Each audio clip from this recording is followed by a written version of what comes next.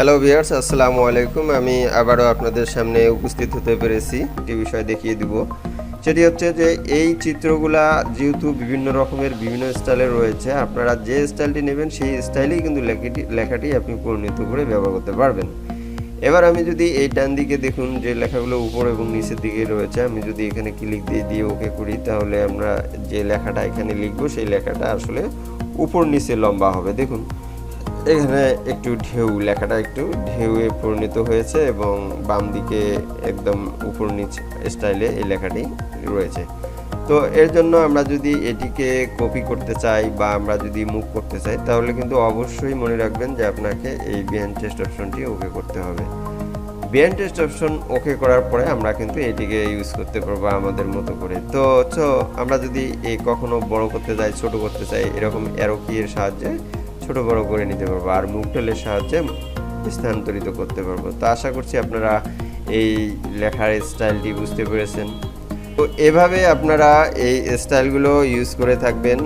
তো এর পাশাপাশি আপনাদেরকে আরেকটি বিষয় তুলে ধরার চেষ্টা করব, সেটি হচ্ছে যে এই ওয়ার্ড আর্টের সঙ্গে আরও কিছু শেপ জড়িত।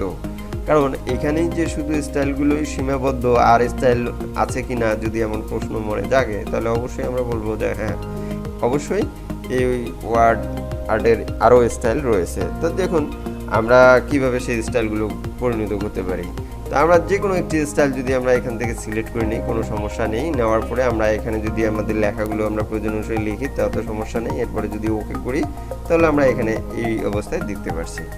বাট এইটাকে আমরা যদি এদিকে যেহেতু লেখা বেশি, স্পেস কম, সো আমরা যদি এটাকে ছোট করে দিই, তাহলে আমরা লেখাগুলো দেখতে পারবো। এবার এই স্টাইলটি ধরুন যে আপনার পছন্দ হলো না, আপনি এই সিলেক্ট অবস্থায় মনে রাখবেন তো যে এখানে সিলেক্ট না হলে বারটি থাকবে না, বাট সিলেক্ট করতে হবে ক্লিক করে।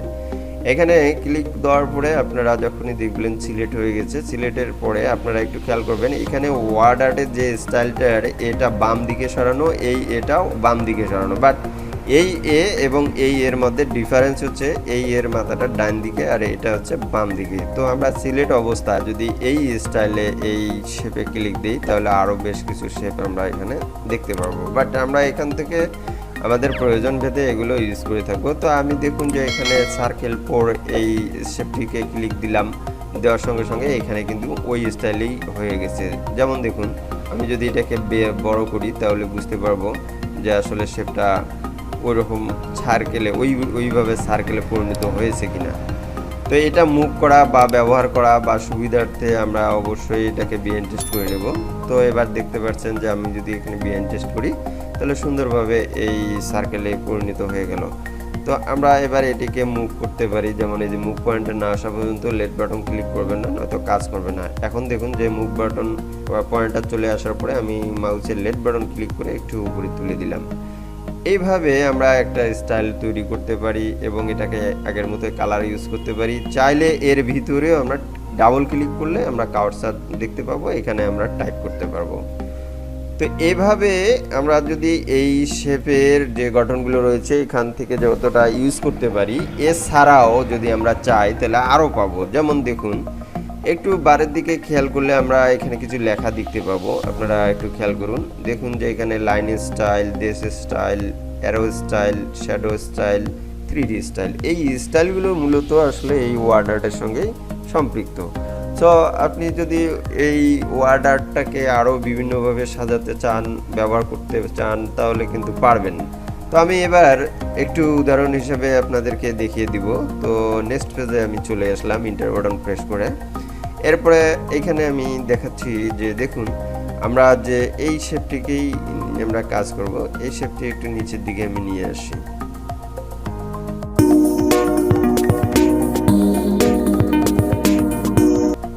দেখুন আপনারা দেখতে পাচ্ছেন যে আমি উপর থেকে টেনে মাউসের মাধ্যমে টেনে এখানে শেপটি নিয়ে আসলাম।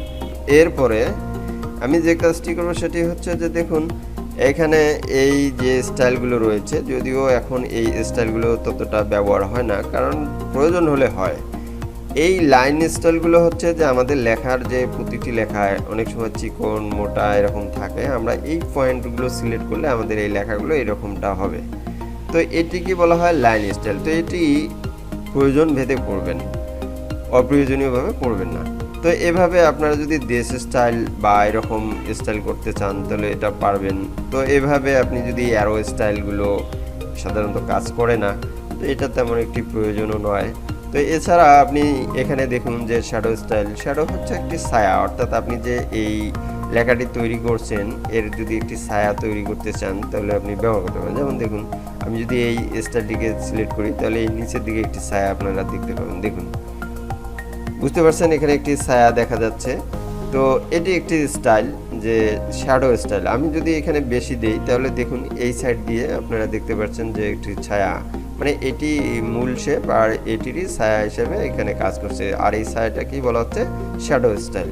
তো আপনারা এভাবে সিলেক্ট করে এভাবে শ্যাডো স্টাইলগুলো ইউজ করতে পারেন। এমনকি আপনি যদি চান 3D স্টাইলগুলো আপনি পছন্দ করলে এভাবে ক্লিক করে আপনি 3D স্টাইলগুলো সিলেক্ট করে ব্যবহার করতে পারেন। তো মনে রাখবেন একটি পেজে একাধিকভাবে আপনি এই 3D স্টাইলগুলো ইউজ করবেন না, এতে করে এই এমএস ওয়ার্ডের বা এই প্রোগ্রামটির পেজটি খুব ভারী হয়ে যায়, আর ভারী হয়ে গেলে আপনাদের বুঝতে সমস্যা হবে। এই ভিডিওটি মনোযোগ সহকারে দেখে অন্তত এতটুকু বুঝতে পেরেছেন এবং উপকৃত হয়েছেন।